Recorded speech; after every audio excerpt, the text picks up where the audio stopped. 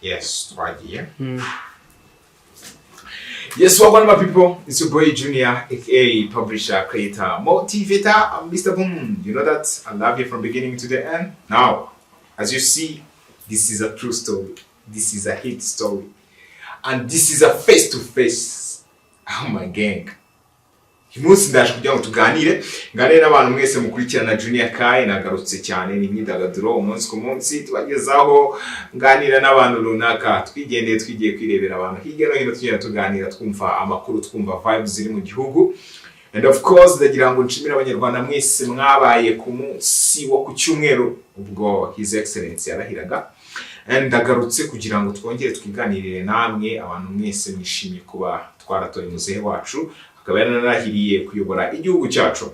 Yes, kanda like, subscribe ndetse na comment ubundi ujye ubona ibiganiro byacu bya buri munsi. Ngarutse rero ngarutse ku bintu bigera kuri bari byinjira ni bibiri byose. Yes, uyu munsi ngiye gushyira ukuri ku cyitwa operation yakorewe Yago.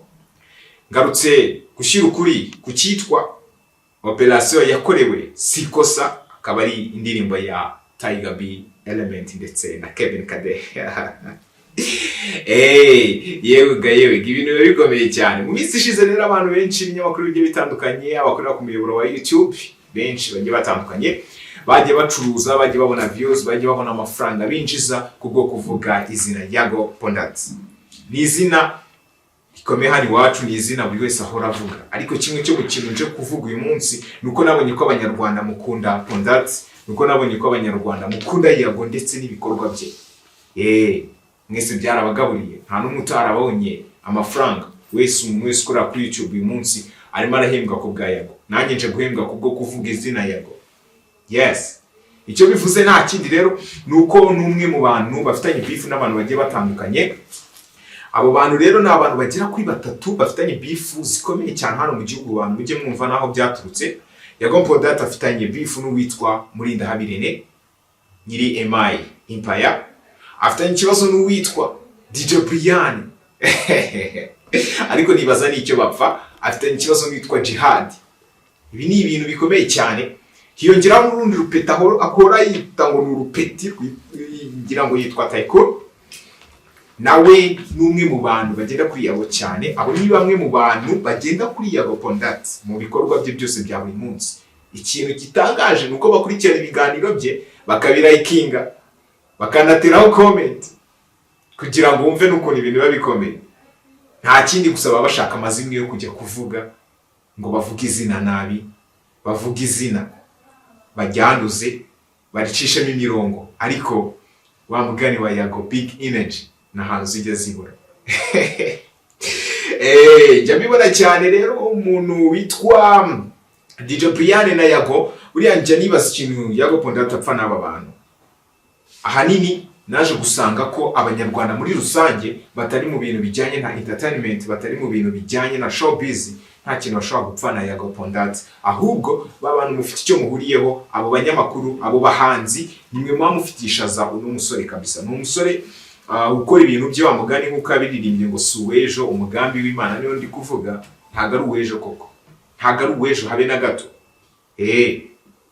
Ntago ari uwejo. Niyo mpamvu mu kiganiro yakoze Musibejo yavuze ngo umugambi w'Imana suwejo kuri Yago. Abamukunda mu mukunde ndetse n'abamwanga mu mwange. Uyu munsi turajya ku bwa Yago, uyu munsi turabaho ku bwa Yago. Abantu bose bakora kuri YouTube murabizi man, ntago ari ibintu tuba turi bwirirwe tuvuga. Disikre Mariko avuze Yago ni umuntu uba warageze kure, amafaranga bayafite, ariko aramuvuga kugira ngo ahembwe. Jihad natavuga Yago ntazahembwa, Brian natavuga Yago ntazahembwa, Irene naticaza abantu kuri channel ye ntazahembwa.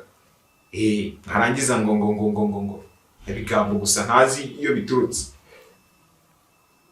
Birumvikana bro, birumvikana abantu mwese mukurikirana uramugenge ntago mwayobye. Umusani arikoze ngo ni cyangipeti yahaye akazi akagihereza platform yitwa Tycoon. Ndamuvuga mu magambo, muvuge no mwizina. Aravuze uti rwose ngiye yagonje gushyiraho kuri afashe ubutelefone arihamagarishijwe. Ziriya ni prank muba mwateguye ba bro, ziriya ni prank muba mwateguye kugira ngo muze gusebya izina ry'umuntu. Aba yarubatse byinshi, aba yarakoze byinshi, ariko prank nka ziriya ntizikora.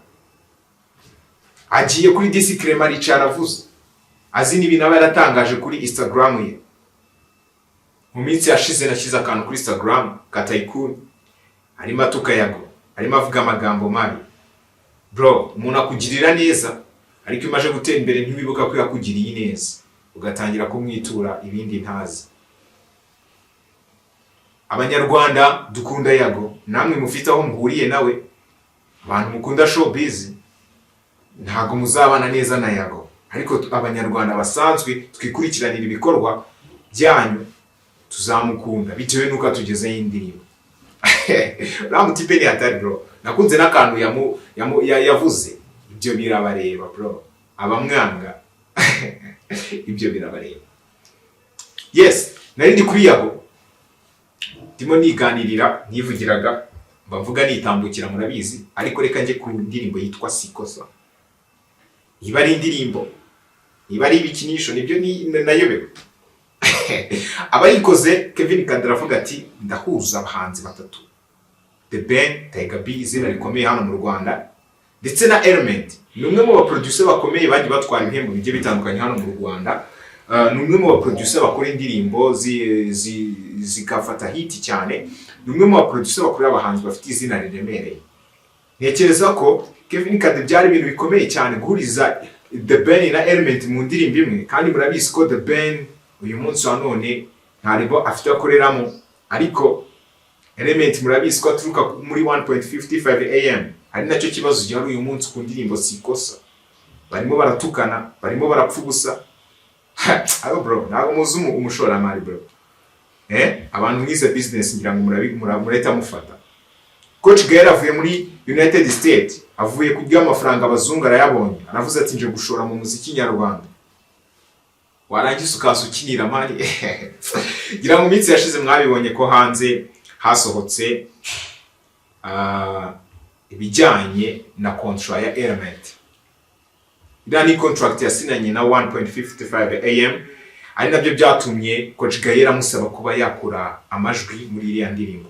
Ndirimbo yari byanditswe ko igomba gusohoka kuri kwa gatanu cyashize. So iyi ndirimbo itarasohotse rero ni amatika ari mu muziki, gusa Coach Gael atekereje neza, ntabwo yazi gusenya umuziki nyarwanda, ahubwo yaje kuwubaka.